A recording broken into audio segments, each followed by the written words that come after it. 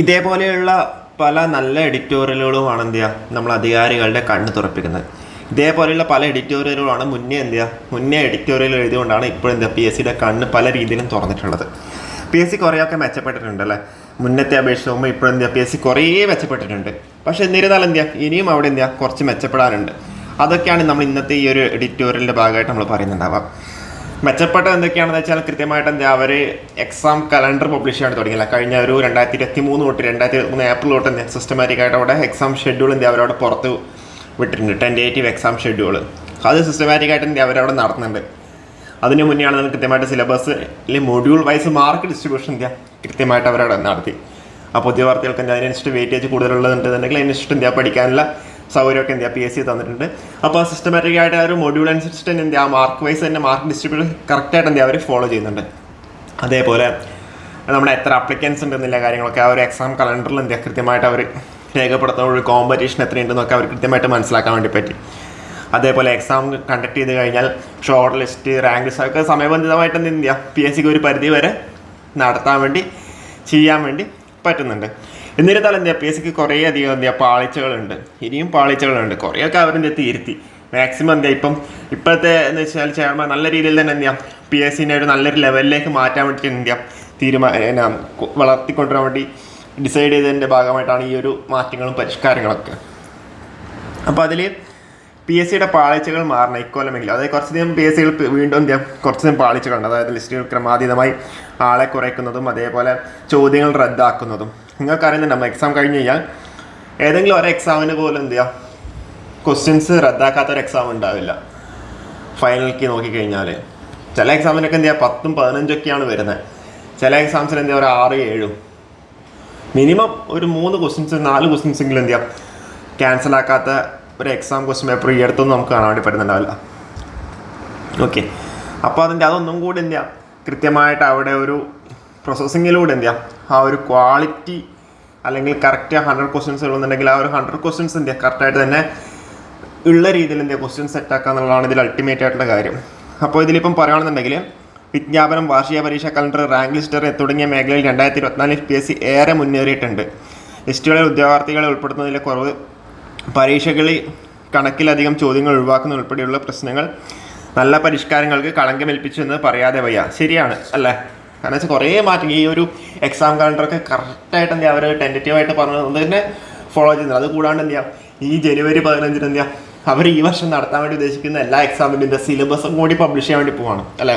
സിലബസും കൂടി ഈ ഒരു ജനുവരി 15 2025 ഡിസംബർ വരെ കണ്ടക്ട് ചെയ്യാൻ ഉദ്ദേശിക്കുന്ന എല്ലാ പരീക്ഷയും സിലബസ് വരെ അവർ പഠിക്കാൻ വേണ്ടി ഉദ്യോഗാർത്ഥികൾക്ക് പഠിക്കാൻ വേണ്ടിയിട്ട് കൊടുക്കുവാണ് അല്ലേ. അപ്പോൾ അത്രയ്ക്കും ഒരു പറയണ്ടേ നല്ലൊരു ഉദ്ദേശത്തോട് ചെയ്യുന്നത്. അതായത് മാക്സിമം ആൾക്കാർ പഠിക്കട്ടെ, ആ ഒരു കോമ്പറ്റീഷൻ ലെവൽ കൂടട്ടെ എന്നുള്ള രീതിയിൽ.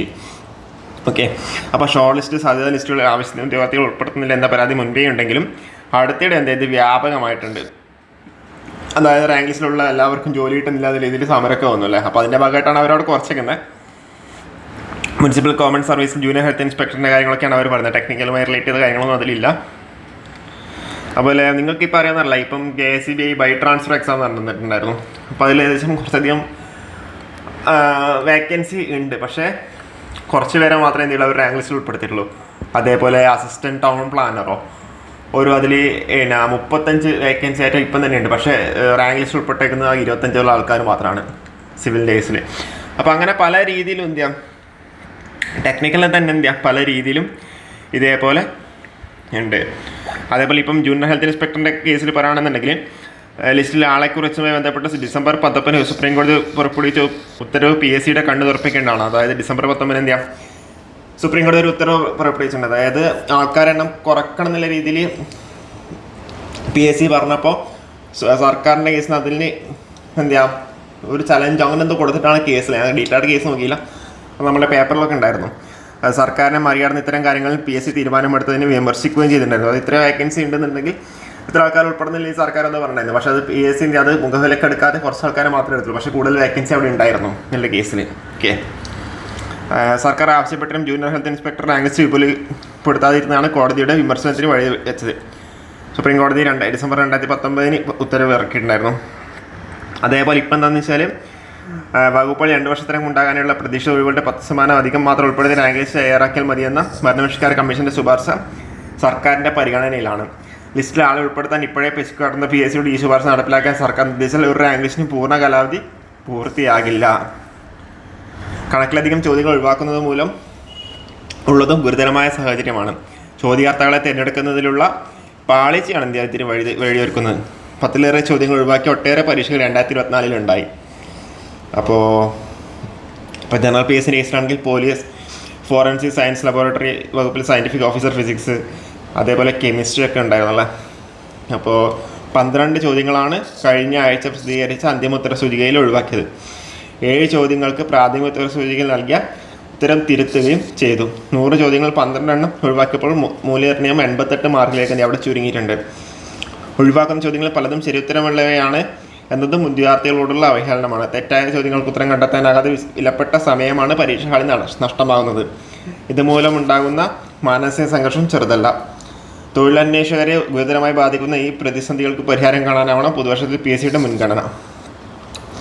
അപ്പോൾ ഇതിൽ പറഞ്ഞ ഇതേപോലെ പല എഡിറ്റോറിയലുകളും എന്ത് ചെയ്യാം PSCയിലെ അധികാരികൾ എന്ത് ചെയ്യാം കണ്ണു തുറപ്പിക്കുന്നത്. അപ്പോൾ ഇതേപോലെയുള്ള എഡിറ്റോറിയലുകൾ എന്ത് ചെയ്യാം മുന്നേ വന്നുകൊണ്ടാണ് ഇപ്പോഴും എന്ത് ചെയ്യാം ഈ ഒരു രീതിയിലുള്ള മാറ്റങ്ങളൊക്കെ വന്നിട്ടുള്ളത്. അതുകൂടാണ്ട് നമ്മളെ ചെയർമാൻ്റെ പ്രത്യേകമായ എന്ത് ചെയ്യാം ഈ ഒരു PSCയുടെ ഒന്നും കൂടി ഒരു ലെവലിലേക്ക് മാറ്റണമെന്നില്ല ഒരു ദീർഘവീക്ഷണം ആണ് എന്ത് ചെയ്യാം ഇതിനൊക്കെ കാരണം. അപ്പോൾ അതേപോലെ അതിലുള്ള PSCയിലുള്ള ഉദ്യോഗസ്ഥരും എന്ത് ചെയ്യാം ഇതിന് വേണ്ടിയിട്ട് മാക്സിമം എഫേർട്ടും കാര്യങ്ങളൊക്കെ എടുക്കുന്നുണ്ട്. അപ്പോൾ ഇതൊരു ചെറിയൊരു വീഡിയോ ആണ്. അപ്പോൾ PSCകളുടെ എപ്പോഴും നമ്മൾ എന്ത് ചെയ്യുക PSCൻ്റെ കാര്യങ്ങളാണ് പറയുന്നുണ്ടാവും. അപ്പോൾ അവർ കുറേ ചെയ്ത കാര്യങ്ങളൊക്കെ നമ്മൾ പലരും എന്ത് ചെയ്യുക വിസ്മരിച്ച് പോകുന്നുണ്ട്. അപ്പോൾ അതൊന്നും കൂടി എന്ത് ചെയ്യുക ഒന്നും കൂടി ചില പാളിച്ചകളും കൂടി എന്ത് ചെയ്യുക നമ്മളതൊന്ന് മാറ്റണം. അപ്പോൾ അതിന് വേണ്ടിയിട്ടുള്ള ചെറിയൊരു വീഡിയോ ആണ്. അപ്പോൾ ഈ ഒരു വീഡിയോ നമുക്കിവിടെ വൈൻഡപ്പ് ചെയ്യാം. Okay, thank you.